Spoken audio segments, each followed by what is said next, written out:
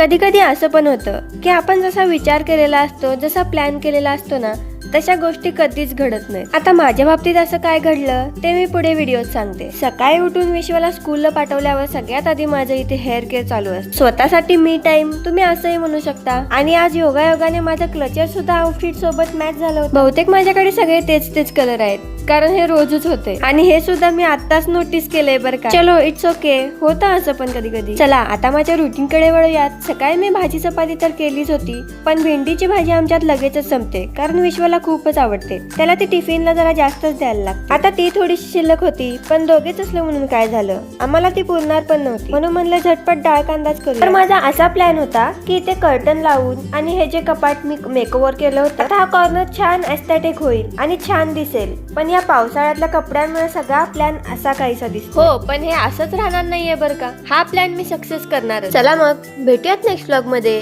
Bye.